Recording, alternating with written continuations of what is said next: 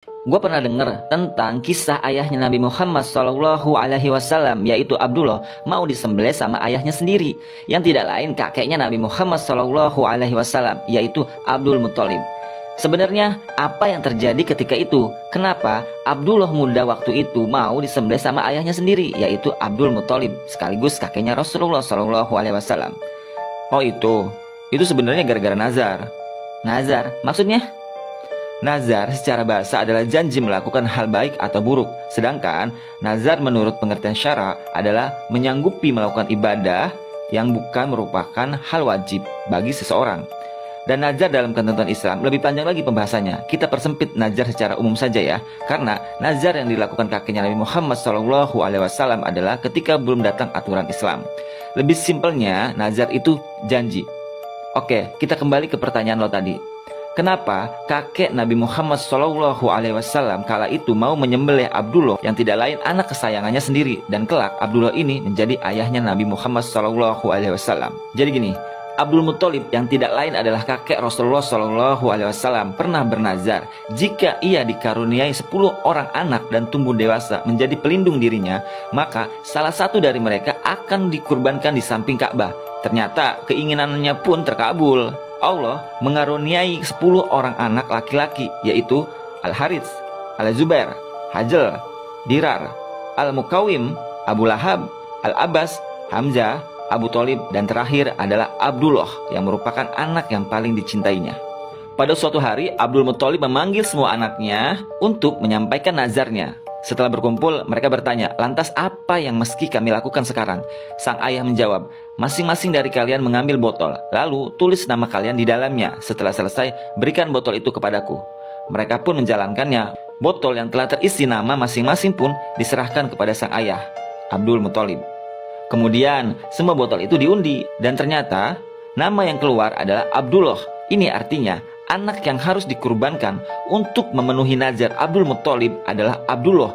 Setelah melihat undian nama yang keluar adalah Abdullah, Abdul Muthalib bergegas mengambil pisau dan bersiap untuk menyembelih putra bungsunya itu. Namun, di saat demikian, salah seorang laki-laki Quraisy menghampirinya dan berkata, "Wahai Abdul Muthalib, apa yang hendak engkau lakukan?" Dijawabnya, "Aku hendak menyembelihnya." Namun, laki-laki Quraisy itu mengingatkan, "Demi Allah, jangan pernah sembelih anak itu hingga engkau dimaafkan. Jika engkau melakukannya, maka orang-orang akan terus melakukan seperti ini. Sekali lagi, jangan lakukan itu. Sekarang, pergilah ke Hijaz. Di sana ada seorang perempuan pintar, tanyakan padanya. Jika ia memerintahmu menyembelihnya, lakukanlah. Namun jika ia memerintah sesuatu yang lain padamu, maka itu adalah jalan keluarnya." Akhirnya, Abdul Muthalib bersama anak-anaknya berangkat menuju Hijaz dan menemui perempuan pintar yang dimaksud.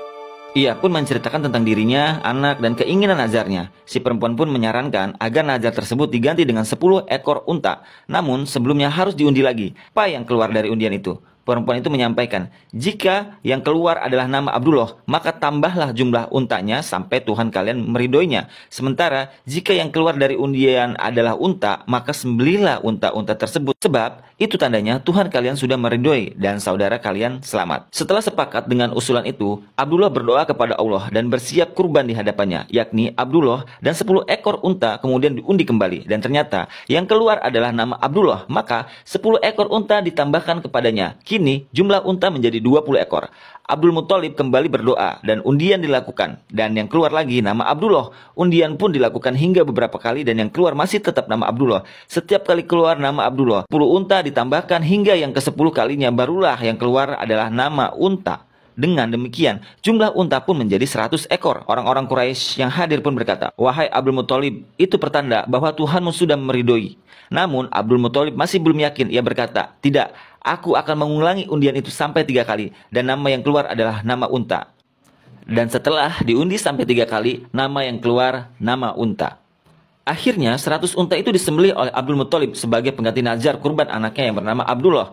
Sebagaimana yang dikisahkan oleh Ibnu Hisham dalam sirahnya, pantas Rasulullah SAW pernah menyampaikan, "Aku adalah putra dari 2 orang yang akan dikurbankan." Maksudnya adalah Nabi Ismail alaihissalam dan Syahid Abdullah. Ismail, maksudnya Nabi Ismail? Iya, Nabi Ismail. Singkatnya gini, Nabi Ibrahim dan kakeknya Rasulullah SAW sebelum punya anak bernazar akan mengkurbankan anaknya. Akhirnya setelah mereka punya anak, Allah menagih janjinya. Ujung-ujungnya Allah maafkan kesalahan nazar mereka dengan menggantikan kambing dan untuk nazar Abdul Muthalib dengan unta. Tapi intinya dari kisah ini kita belajar bahwa tidak boleh sembarangan bernazar. Makanya ketika datang aturan Islam, nazar yang seperti ini tidak diperbolehkan. Oh gitu. Gue baru tahu kalau Nabi Ismail itu salah satu korban nazar ayahnya, Nabi Ibrahim. Itu kisahnya gimana, Rok? Panjang ceritanya, udah jam 1 nih. Besok gue kerja pagi. Besok malam aja gue ceritain kisah nazarnya Nabi Ibrahim. Oke? Oke deh.